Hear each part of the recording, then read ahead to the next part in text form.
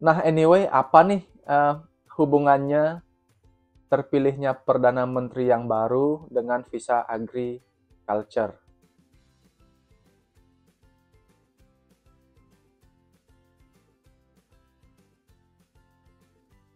Hari Sabtu, 21 Mei 2022 merupakan hari yang besar untuk Australia, di mana ada pesta demokrasi, pemilu pemilihan Perdana Menteri yang ke-31 untuk Australia. Hari Minggu tanggal 22 Mei, hasil sudah keluar, petahana kalah dan dimenangkan oleh calon Perdana Menteri yang baru. Kemudian hari ini, Senin 23 Mei 2022, Perdana Menteri yang baru disumpah dan sudah mulai bekerja. Australia itu enak banget, semuanya serba cepat. Sabtu pemilihan, Minggu pengumuman, Senin sudah menjabat.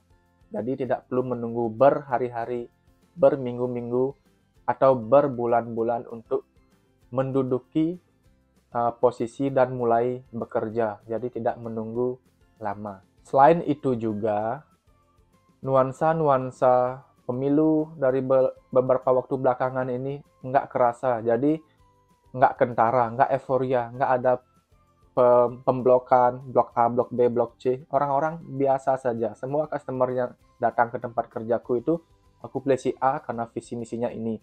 Aku pilih si B karena dia fokus untuk membenahi ini. Dia bilangnya terang-terangan gitu. Dan semua orang biasa-biasa saja. Nggak malu menyebutkan siapa pilihannya. Nggak harus sembunyi-sembunyi. Nggak harus takut dimusuhi seperti itu. Biasa-biasa saja. Semua orang tetap bekerja di hari pemilihan, kemudian selepas bekerja mereka datang ke tempat untuk memilih. Padahal di sini golput itu dilarang. Jadi warga Australia itu harus memilih. Kalau nggak memilih ada denda beberapa ratus dolar. Tapi orang-orangnya tetap nggak euforia banget. Jadi biasa saja, aku harus memilih itu saja. Nggak harus berpikir aku harus bermusuhan dengan temanku karena dia memilih yang berbeda. Nggak seperti itu orang-orang di Australia. Nah, anyway, apa nih hubungannya terpilihnya Perdana Menteri yang baru dengan visa agriculture? Nah, pada tanggal 26 April yang lalu di ABC Indonesia, partai yang menang pemilu kemarin ini menyatakan dalam suatu statement atau istilahnya janji kampanye lah gitu, jika ia menang dalam pemilu kali ini, maka visa agriculture atau visa pertanian ini akan di-stop. Karena mungkin menurut mereka visa ini tidak berjalan, belum ada satupun negara-negara yang datang, orang-orangnya yang datang ke sini dalam skema visa agriculture ini, walaupun ada satu negara yang sudah tanda tangan. Tapi kebanyakan negara lain, termasuk Indonesia, belum bertanda tangan. Mungkin dari pandangan partai yang menang ini, itu dianggap programnya nggak berjalan.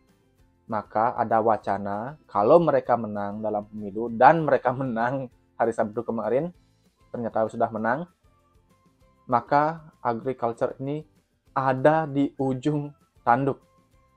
Namun demikian, mereka juga menyatakan dalam berita di ABC Indonesia itu bahwa mereka akan memperkuat skema visa pertanian yang sudah ada dengan memberikan misalkan $300 sebelum kedatangan. Bisa teman-teman baca di sini tentang hal tersebut.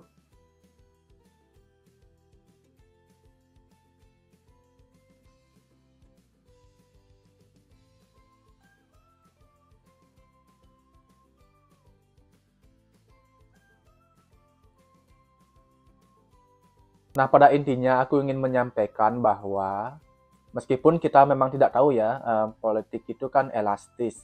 Jadi bisa saja dia berubah, tapi dari yang aku pahami di Australia ini, ketika politisi atau suatu partai atau pemerintah berbicara, biasanya mereka akan benar-benar melakukannya. Ditambah lagi, partai yang menang kali ini sebagai Perdana Menteri mendapatkan 76 kursi di parlemen dari 151 kursi yang ada, yang mana artinya ketika ketuanya menjadi Perdana Menteri, kebijakan-kebijakan yang mereka miliki, yang partai ini miliki, akan highly likely atau cenderung kemungkinan besar akan berjalan karena mereka memiliki kursi yang banyak di parlemen. Jadi misalkan nih ketua partai menjadi Perdana Menteri, kemudian partai mereka memiliki kursi yang sedikit di parlemen. Mereka punya kebijakan untuk menyetop visa agriculture, misalkan punya keinginan untuk itu. Ketika kursi-kursi ini nggak setuju, jadi nggak jalan. Tapi di berita kemarin, partai yang menang kali ini sebagai Perdana Menteri memiliki mayoritas kursi di parlemen juga. Jadi kekuatan ini akan sangat besar dan kebijakan-kebijakan mereka akan cenderung berjalan dengan lancar. Dan itu memang normal seperti itu. Yang ingin aku sampaikan adalah ke teman-teman Indonesia yang ingin berangkat ke Australia, yang menanti-nanti visa agriculture ini, agar tetap bersabar dan berdoa. Semoga Perdana Menteri yang baru ini dengan partainya itu tidak benar-benar melakukan penyetopan terhadap skema visa agriculture. Dan jika memang itu terjadi, aku ingin menyarankan ke teman-teman untuk mempersiapkan opsi visa lain yang bisa digunakan untuk datang ke Australia ini, seperti satu, visa student, yang mana siapapun nanti pemerintahnya, visa student akan tetap berlaku. Jadi nggak ada urusannya dengan politik atau siapa pemerintahnya. Visa student akan berlaku sepanjang zaman karena ini merupakan industri penghasilan terbesar di Australia. Kemudian, bukan yang terbesar banget sih, salah satu yang terbesar. Mungkin nomor 1 atau nomor 2, ya aku lupa juga. Kemudian WHV yang pendaftaran surat rekomnya sekarang namanya SDU WHV kalau nggak salah, itu bulan Mei katanya.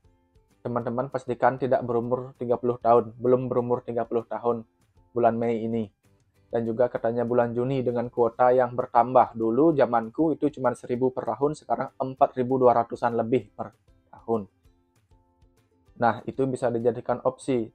Student, WHV, kalau yang lainnya aku nggak tahu terus terang. Karena semua teman-temanku yang aku kenal di Melbourne at least, mereka menggunakan either WHV or student visa. Jadi itu dua opsi yang possible to reach. Jadi kayak yang mungkin kita bisa dapatkan untuk bisa datang ke Australia jika memang visa agriculture ini pada nantinya dihentikan oleh pemerintahan yang baru. Aku sharing info ini untuk mengurangi resiko-resiko teman-teman dikerjai gitu, karena banyak nih di berita-berita, wah visa pertanian udah ada, bisa daftar sekarang, bayar sekarang, seperti itu. Yang mohon maaf jarang membaca kan kadang-kadang, oh ini aja bayar aja dah dulu DP-nya, karena psikologi kita sebagai seseorang, aku mengakuinya juga dulu seperti itu, siapapun yang menjanjikan sesuatu yang manis, itu yang kita kasih DP. Tapi ketika orang berbicara yang aktual, yang faktanya, yang sedang terjadi, yang ada di website resminya, kadang kita nggak percaya gitu kan. In the end of the day, pada akhirnya kan uang jadi rugi. Sekarang yang terpenting dari kita sendiri, persering dengar berita atau info yang lengkap, yang utuh, yang ada sumbernya. Kemudian kalau mau bertanya boleh IG ke aku, inbox, aku sharing link-linknya di mana aku dapat beritanya, karena berita atau info yang aku share itu selalu ada sumbernya dari media-media terpercaya di Australia seperti ABC News Indonesia yang dalam bahasa Indonesia maksudnya, yang biasanya itu adalah dalam bahasa Inggris juga. Kemudian dari web-web resmi, dari politisi-politisi di sini kan punya Facebook nih. Mereka juga punya web resmi dalam kepemerintahannya, aku cek-cek di sana juga.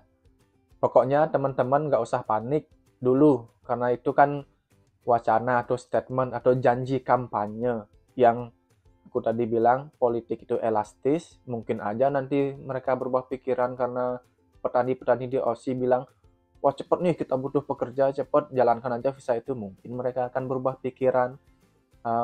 Perdana Menteri yang baru ini dan pemerintahannya, kita berharap-harap aja, berdoa aja terus semoga tetap jalan. Tapi dari pengamatanku secara pribadi, aku ibaratkan visa agriculture ini lagi di ujung tanduk karena pemenang pemilu 2 hari yang lalu itu sudah membuat janji kampanye akan menghentikan skema visa agriculture jika mereka menang, dan mereka menang pada hari Sabtu 2 hari yang lalu, dan hari ini udah mulai bertugas dan bekerja. Kita tetap berdoa, semoga tetap dijalankan. Tapi jika tidak dijalankan, hidup harus selalu punya opsi. Seperti yang aku bilang tadi, 2 visa yang bisa kita pilih sebagai alternatif untuk bisa ke sini. Jangan lupa tetap konsul kepada agen migrasi. Boleh kebetulan ngomongin agent. Ketika teman-teman bertanya, agent ini asli nggak, agent ini bener nggak, hanya dengan memberitahu aku biaya seperti itu, biasanya di IG ngechat, aku bayar segini nih bang, itu agent bener nggak? Tidak bisa dicek dengan cara seperti itu. Yang aku tahu, my best knowledge is, ketika agent itu resmi, mereka memiliki MARN, Migration Agent Register Number, yang mana itu menunjukkan kalau mereka bekerja di bawah pengawasan.